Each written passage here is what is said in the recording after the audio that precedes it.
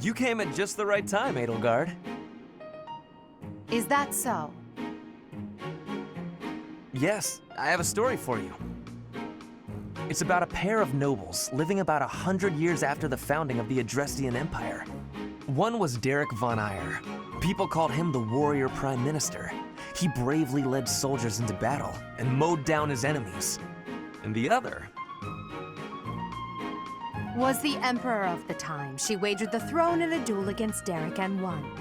Why don't we do what our ancestors did and have a little duel ourselves?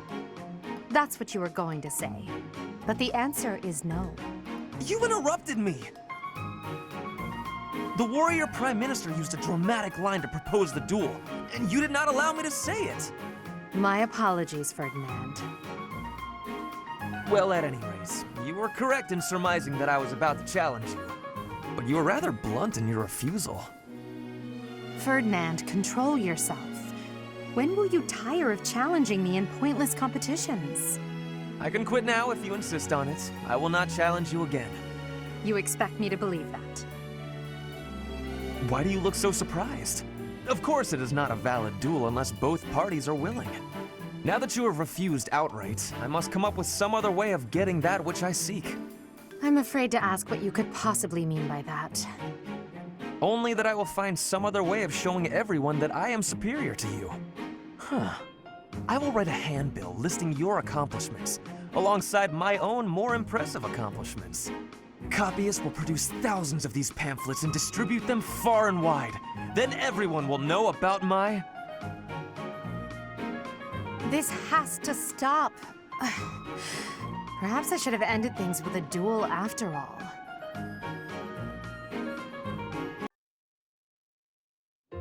Standing tall, I see. Edelgard, hello. What do you think of this horse? An equine marvel, no? Look how intelligent he is. You can see it in his face. Certainly much smarter than your horse.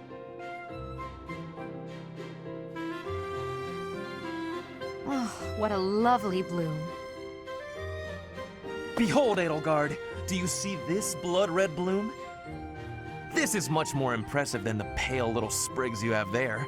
And as I'm sure you know, redness symbolizes courage and strength.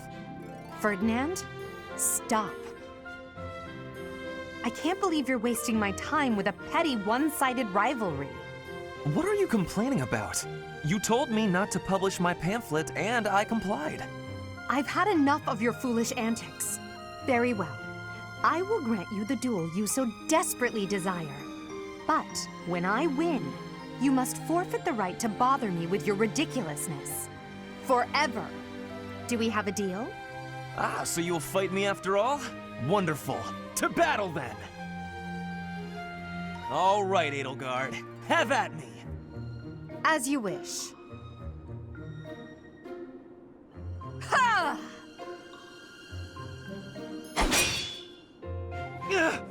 It only took you one blow? How? I can't afford to hold back against an opponent like you. I led with my fastest, strongest strike. Fastest and strongest? You're just flattering me. I have been defeated. Utterly. I cannot believe I was foolish enough to challenge such a plainly superior opponent. The difference in our skill level is not so great as all that. If you had taken the first strike, you might have won. That's why I didn't give you the chance. I do not think talent is what separates us so much as readiness. I had not the faintest idea of what to expect from a real duel. I was playing, but you were not. That such an ill-prepared noble would think to challenge you? It is laughable. Ferdinand.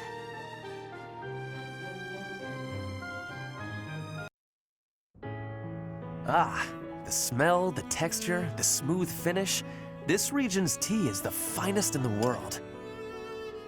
Hello, Ferdinand. You seem to be in a good mood. What is that supposed to mean? Perhaps you expected me to hold a grudge against you after our duel. In fact, I have moved on. Have you now? Well, I'm glad to hear it. I took it hard at the time, I will confess. I always thought that I equaled you in skill, or even surpassed you. But you showed me that I do not come close to matching your talents. Yet a true noble does not give up in the face of defeat.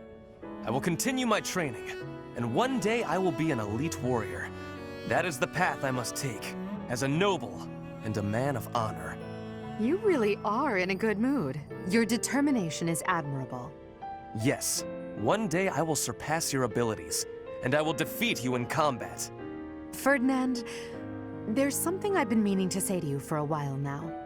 Honestly, I couldn't care less that you are of noble birth. Your fierce determination doesn't come from your bloodline. It's your own doing. The reason I value you and want to be friends with you is because of who you are, not who your family is. I have something I would like to say to you, too. Certainly we must recognize the common folk who strive for greatness and attain it. But for those of us born into nobility, things are more complicated. From birth, nobles must excel. If we do not, we will be forced out of our houses. This environment breeds superior individuals, and they in turn recreate the rigorous environment for their own children. Without that cycle, there would be no political elite guiding the world towards prosperity.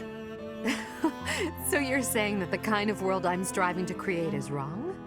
I would not go so far as to say your way is wrong, just that another way might be better. If you insist upon undoing the nobility, then we must build something in its place. We can provide free education for all, and then select the highest performing students for more intensive training and tutoring. I truly believe that people are products of their environment. Finding a way to educate the people. Interesting. I'm impressed by how much thought you've given this. No matter what shape the world takes, I'm sure I'll always need people like you by my side. People with strong principles who will argue with me and force me to consider ideas that are contrary to my own. Yes, exactly! Finally, Edelgard, you appreciate how important I am to your cause. I've always thought of you as a valued friend, Ferdinand. That's nothing new. Edelgard, I have to tell you something. I think now is the right time. Do you know what my ancestor Derek von Eyre said after your ancestor defeated him? He said, "You are an imperial beauty.